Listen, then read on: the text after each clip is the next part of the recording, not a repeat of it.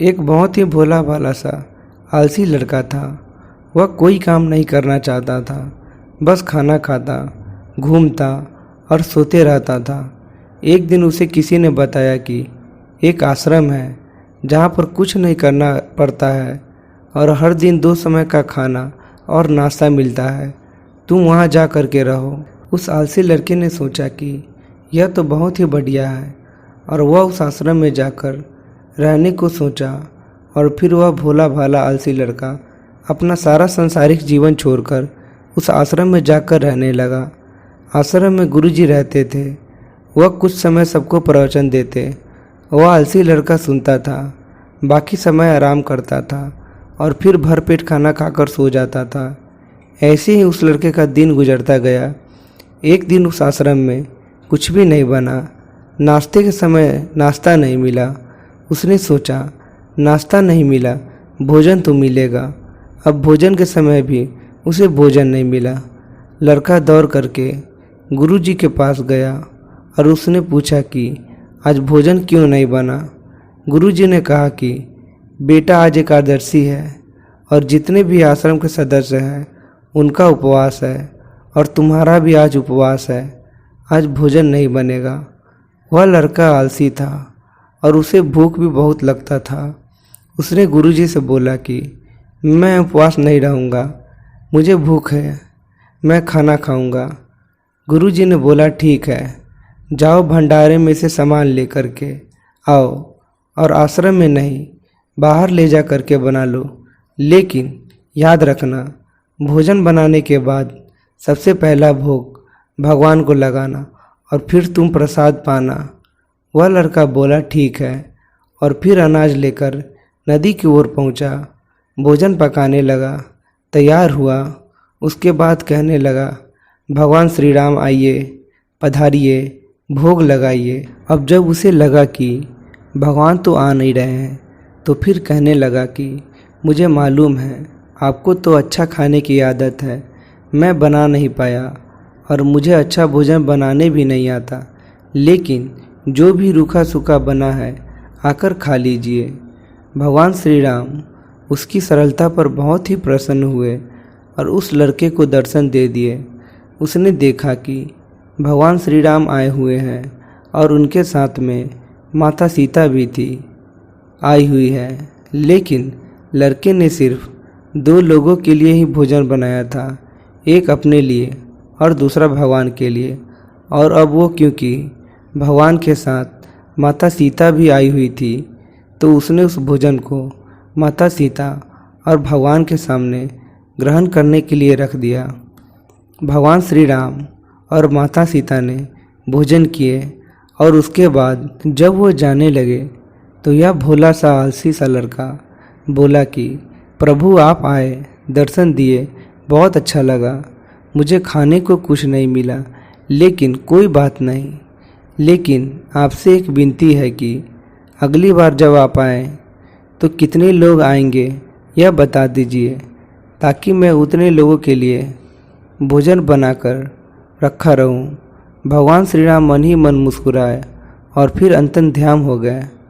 लड़का आश्रम गया, दिन बीतता गया और फिर एकादशी का दिन आया और इस बार उस लड़के ने 3-4 लोगों के लिए अनाज ले करके खाना बनाने के लिए नदी के किनारे पहुंचा और उसने बड़े प्रसन्नता से भोजन बनाया और इंतज़ार करने लगा कि प्रभु आइए और भोग लगाइए।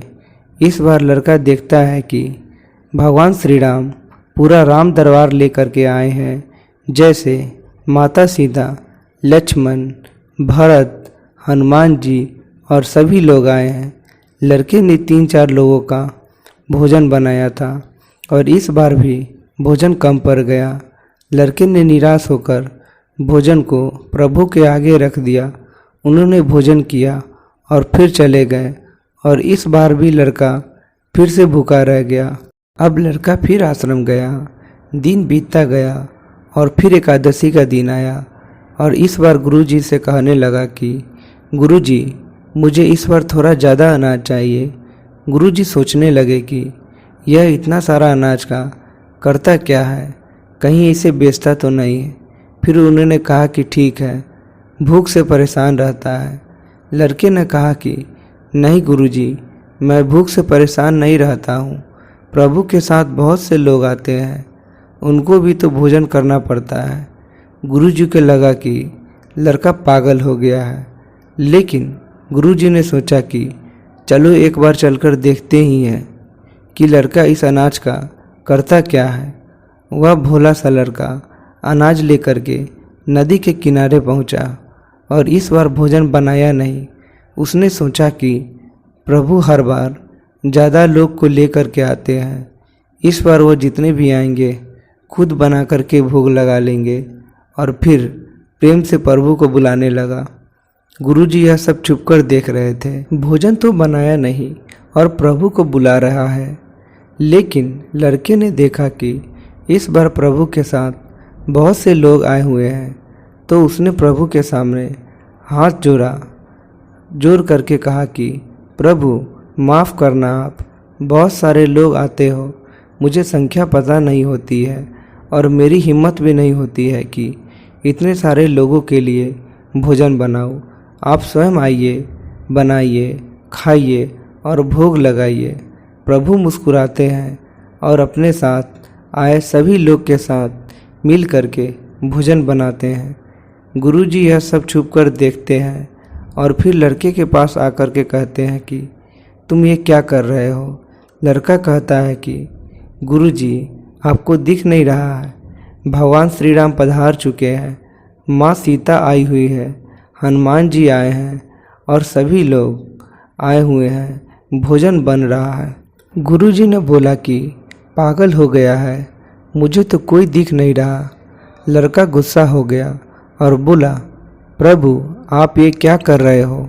एक तो मुझे भूखा रखा है और गुरुजी को दर्शन नहीं दे रहे हो, जो मुझे पागल समझ रहे हैं। कृपया करके गुरुजी को दिख जाओ। भगवान बोले, नहीं, मैं इन्हें नहीं दिख सकता। लड़का बोला, क्यों नहीं दिख सकते? मेरे गुरुजी तो बहुत महान हैं, बहुत बड़े ज्ञानी और ज्ञाता है। भगवान बोले, हाँ ज्ञानी और ज्ञाता होंगे, लेकिन तुम्हारी तरह सरल नहीं है। जो सरलता तुम में है वो तुम्हारे गुरुजी में नहीं। लड़के ने यह बात गुरुजी से कह दी। भगवान श्री राम कह रहे हैं कि आप में सरलता नहीं है, आप मेरी तरह सरल नहीं हैं, इसलिए आपको नहीं दिख सकते। गुरुजी की आंखें नम हो गई और रोने लगे और बोले कि बिल्कुल सही कहा, मेरे अंदर तुम्हारे जितना सरलता नहीं है। और फिर माफ़ी मांगने लगे। फिर भगवान ने गुरुजी के दर्शन दिए। यह कहानी हमें सिखाती है कि जीवन में सरलता सबसे आवश्यक है। जितना सरल बने रहोगे उतना जीवन में आगे बढ़ते चले जाओगे। जब आप सरल होते हैं तो आप खुद भी मुस्कुराते हैं और दूसरे को भी मुस्कुराने की वजह देते हैं।